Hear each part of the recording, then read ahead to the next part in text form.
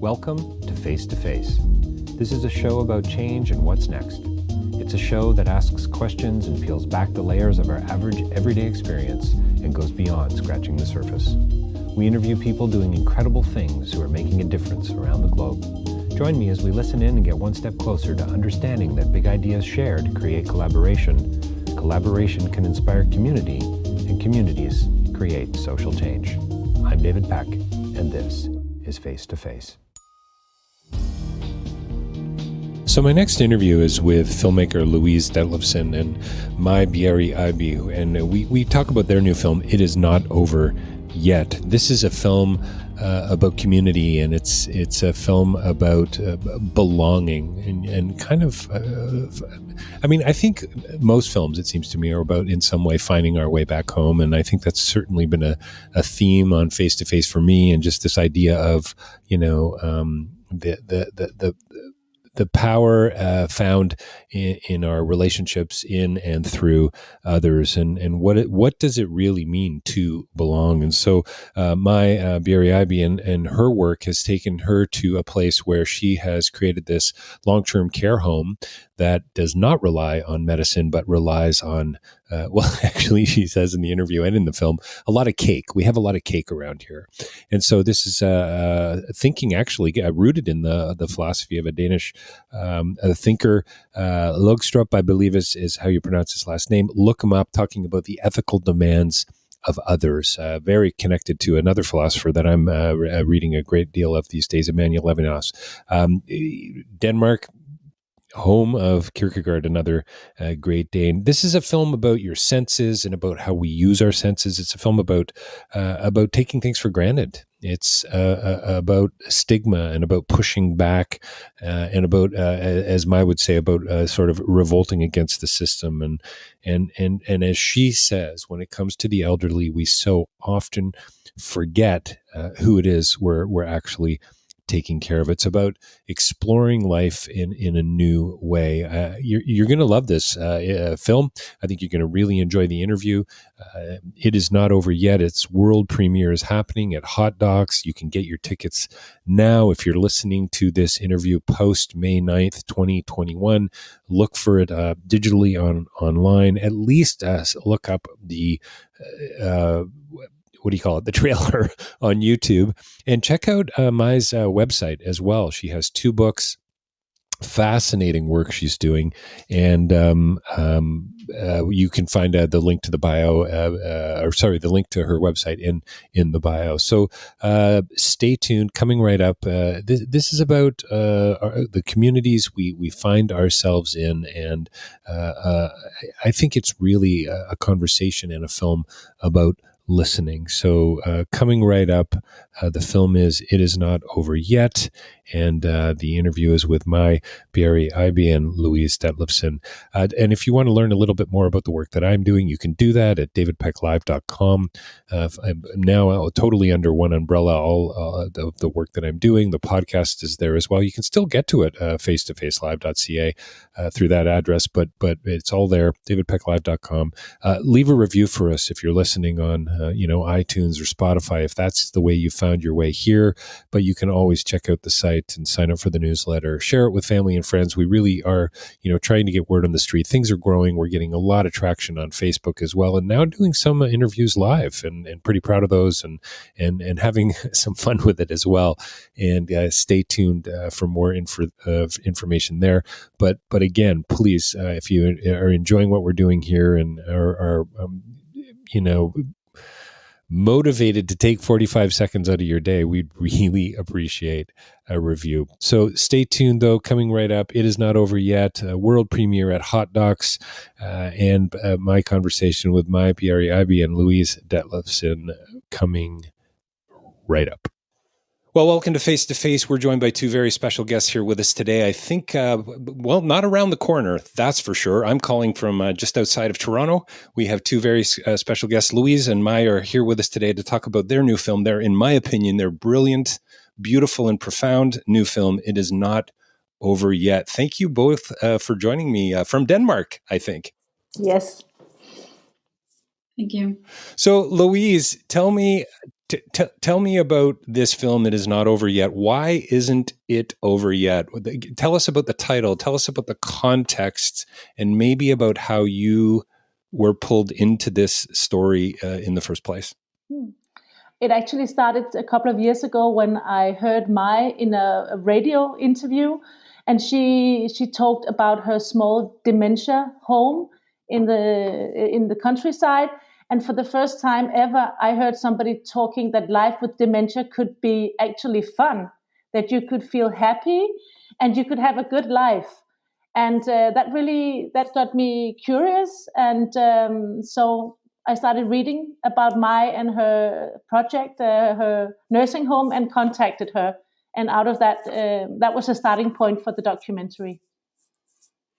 Life with dementia could be fun. So my father suffered from Parkinson's disease for many, many years, and it was a serious challenge, neurological disorder, of course. I wouldn't use that phrase, and he ended up into a long-term care facility. But one of the thoughts I had was dementia, or at least the way, Mai, that you're presenting it, that you're working with it, it's really about being present. And that's what you're providing to your patients. And that's so beautiful. Can you tell me how you were pulled into this and why this became the way that you wanted to proceed with or get involved in long-term care? Yes, it's because I had several years as a nurse, practicing as a nurse in the public system, and also at the same time, my dad had dementia, and that combination between my work and these experiences I had with my dad in the system made me believe that I could make a new facility, a new sort of facility, a new place for people with severe dementia.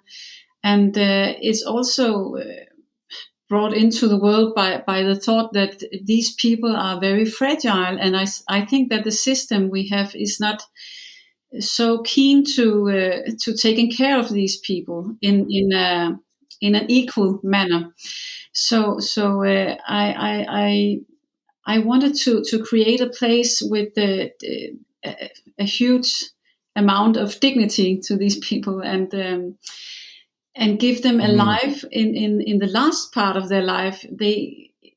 When they come in, they only have maybe 1 or 2 years left. So I wanted to give them a good life in this last part of their life. So that was sort of the beginning of it.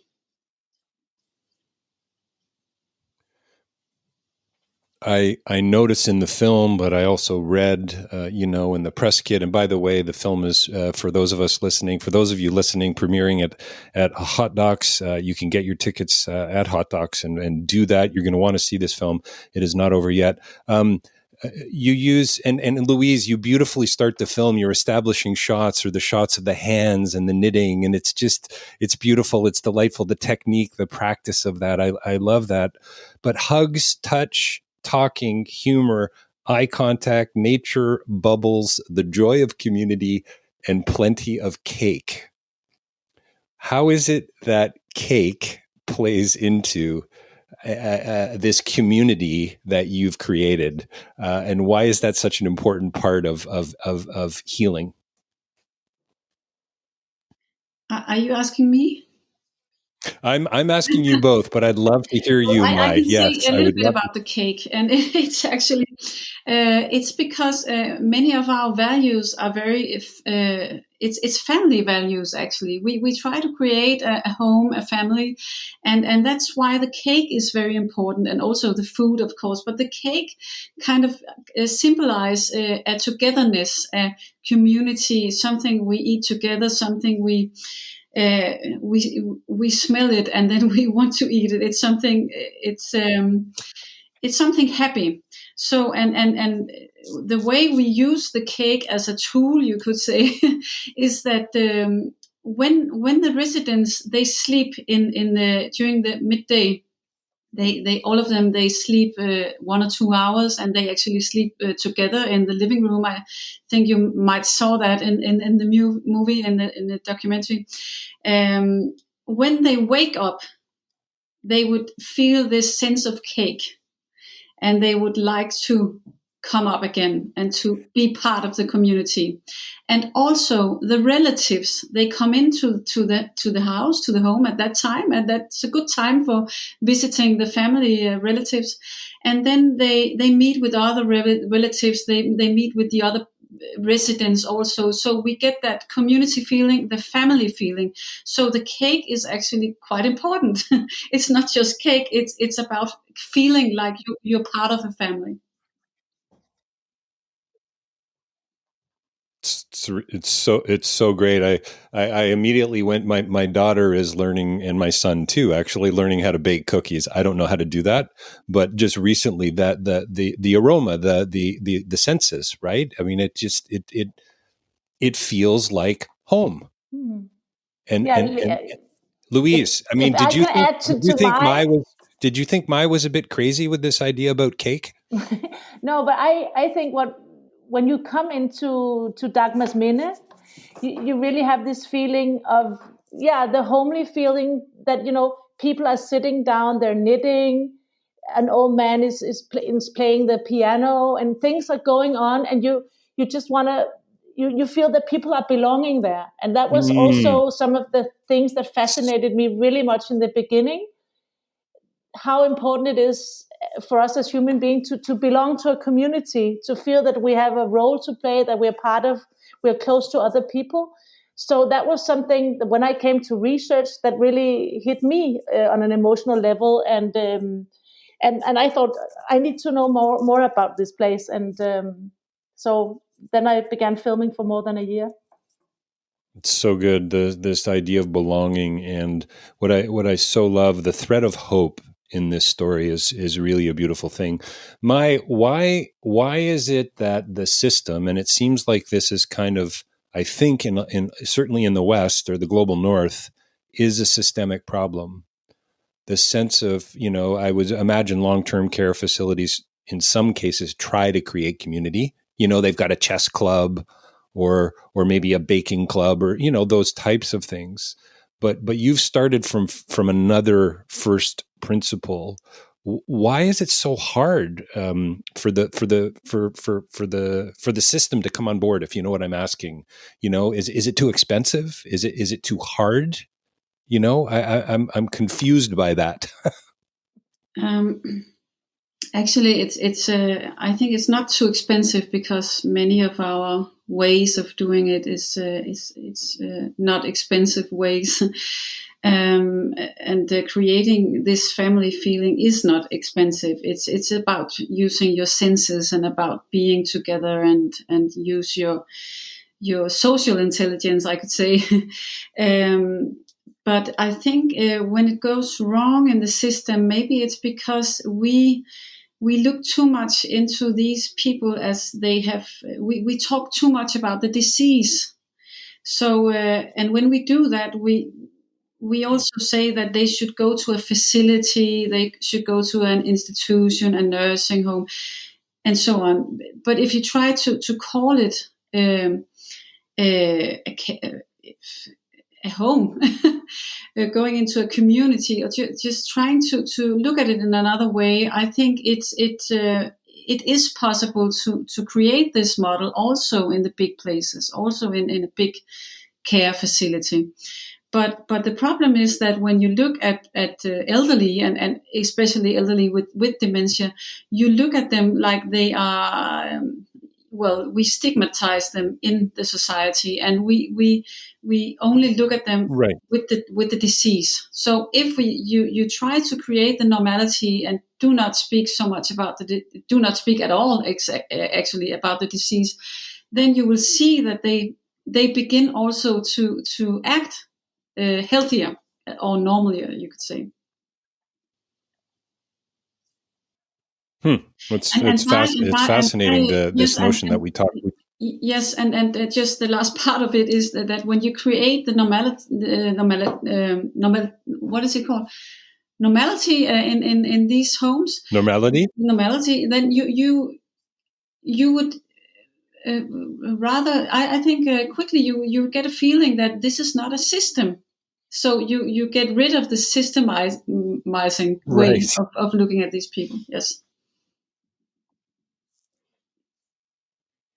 But I mean, I would say that in just if I could add something, that in Denmark, Mai is also a little bit in some people's mind a provocateur, because she's really cutting edge and pushing this forward by her example. So when I came the first time, it was a little bit out of the ordinary to see a place where you take away almost all medicine from the people with the dementia, and they go to a trip to the forest and hug trees and Right. really That was a hug each great other. scene, by the And way. so Beautiful. so I was also, I mean, I think there are really a lot of things to learn, and you could see them in the film also. So I mean, Mai is really an extraordinary person in the Danish system and society. So I want to talk a little about that. Provocateur is such a great word. Mai, are you a person of controversy? Is that really? I mean, are you pushing back in a sense from a policy perspective as well? I've noticed on your website, by the way, I'll make sure that we include that in your bio so we can send people to your website as well. And if you want to give a shout out to it right now, by all means, go right ahead. Would you call yourself a provocateur? Yes, I think I am. And I think also it's because the whole project and idea about my care home was a revolt against the system, the existing system we have. And it is because we have this Scandinavian model of care that in many countries they want to do the same, or they really look up to it. But the part of it that goes wrong is that when you have a care model that is so big and so systematic, then you also forget sometimes who you take care of. And I think I try to from the beginning to turn around the view of who we take care of, because in Scandinavia, and I also think in the rest of the world, we talk a lot about taking care of the staff all the time. And then I try to turn it around and say, well, the first part is that we have to take care of the residents. And then by that, we automatically take care of ourselves as a staff. So that's seeing it the other way around as a call, you could say. As a call, did you say? Yeah. Yes. So Mai, I think before you even logged on and we hit the record button, Louise and I were talking a little bit about this philosophical edge to the work that you do, and I'd love to hear about that if you're okay with that. But and I'm going to pronounce a name of Løgstrup, the philosopher, somebody who was heavily influenced by Kierkegaard and Heidegger and Emmanuel Levinas, somebody who I've read a great deal of. And can you talk about, at the risk of going too academic here, can you talk about the ethical demand of others? What does that mean? Like, you just used the word call, and I'm sensing you mean calling. Can you talk about that a bit? Yes, it's about being aware of these people as dependent people, as that we are actually every one of us is born dependent and receiving, and that we depend on each other. And I think the modern world really focus on elderly people getting independent all the time, and we have to use assistive technology, medicine to get them to reach a level of independency that is acceptable. But we try to see that when they're dependent, it's actually a good thing. It's a normal thing. It's a natural thing, and they depend of us, and the other way around also, and that we as caregivers also develop ourselves when we take care of these people. So it's yes, in the academic version, you could say it's a dialectic relation we have with these residents, and when we talk about Løgstrup, it's about that interdependencia, or what is it called in English? I don't know, but Right. yes, Right. No, interdependence is such a great yes, word. yes, We need yes. to unpack that more. I mean, this is what's so beautiful and timely about your film too, Louise, is, I mean, this is a film about community. This is the universal story that I think you're telling in this crazy, sexist, racist, kind of hateful world we live in right now. Did you see, Louise? Thanks for that. Louise, did you see that when you went into this story, that this could be seen as a metaphor for all of these other issues that are going on around the world? Not in the beginning. I think I work also really much with my intuition. So if Yeah, of I am course. fascinated by a place and talk to Maya and went there, I just get fascinated with a place and I want to explore it. But then along the way, I just it really impacted me how much. I mean, in the end of our lives.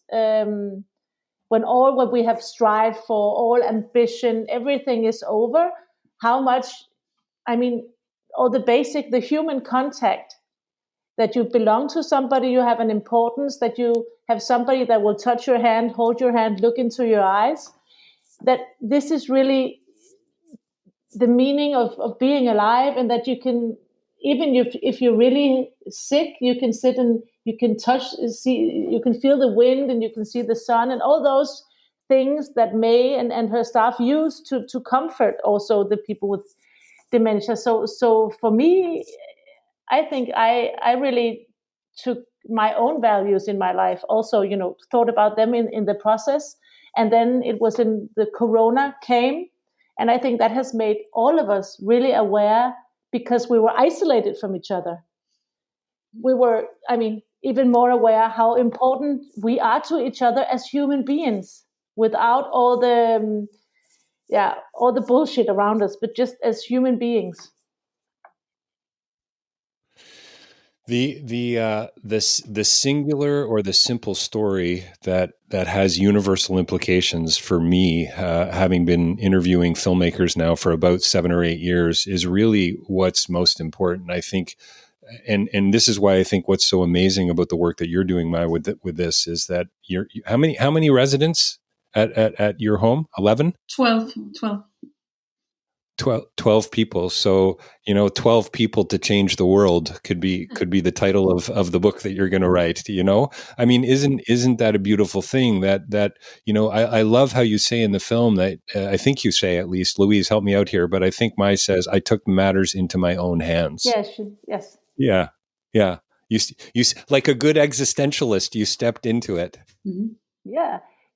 Is it true, Mai? You actually bought the place. I mean, it took you so long to get the finances to really get it up running, but you just bought it very impulsively, just to do something. Yes, that was how it was.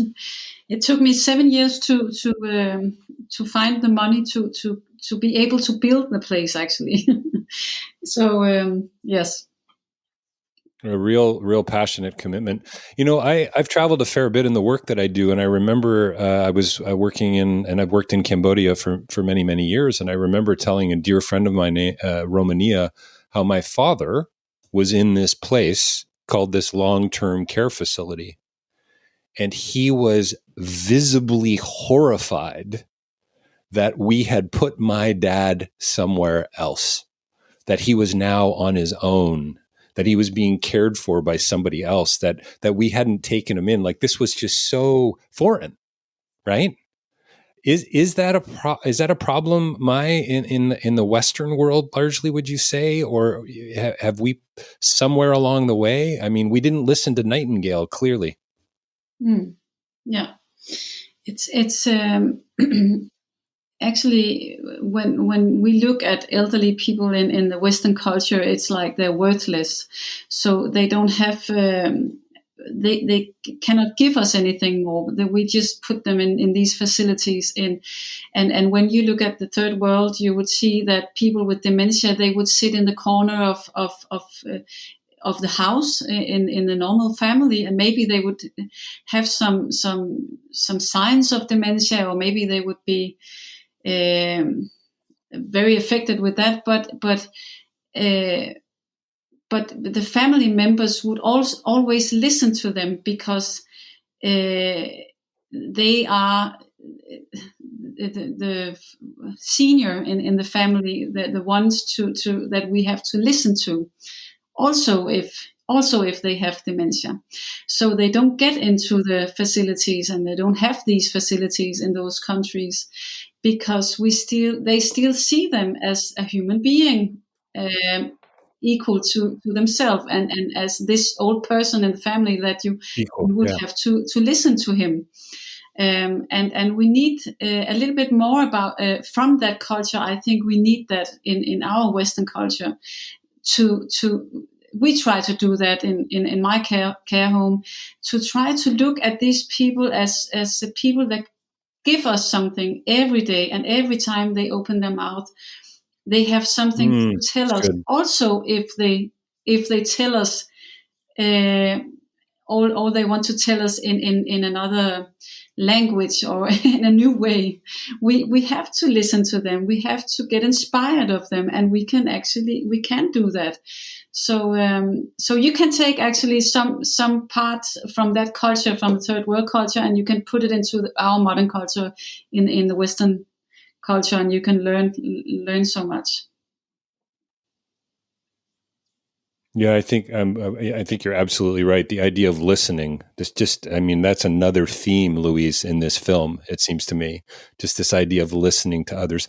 Unfortunately, we've got to wrap up in a couple of minutes here, which is just crazy to me. I knew we weren't going to have enough time. It always happens. And I love that about a great conversation, and thank you both. But Louise, can I ask this question? And this may not be a simple question, but how having made this film, it is not over yet, how is that going to affect the next film that you make?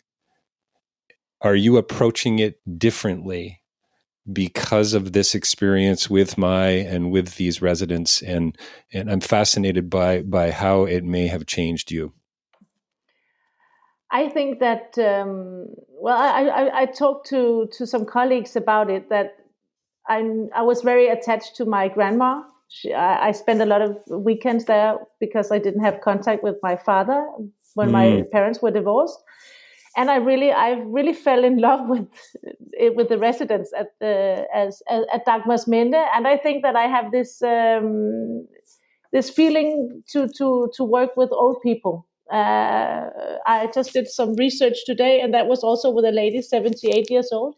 So I think that I could continue on that path, and also to do a collective story, like an ensemble film, where instead of always looking at the individual story and the individual struggle, to try to create stories about community, because I think that community, that is really so essential in the thing we need in the world today to change the world. So that's two things that I will take with me. It's so good. What a pleasure having you both here today to chat. And isn't it amazing? I'm old enough to still be amazed by this crazy thing called the internet. The fact that we can connect like this across the world and talk about these important and beautiful things. Louise, Mai, thank you for making a film that I hope everyone sees. This, it's important, it's profound, it's beautiful, it's full of that sort of, I'm going to quote Heidegger here, average, everyday sort of ordinary truth. It's about being present. It's what a gift that you've both created. Thank you so much for joining me today on Face to Face. I really appreciate it. Thank you very much. Thanks for inviting us.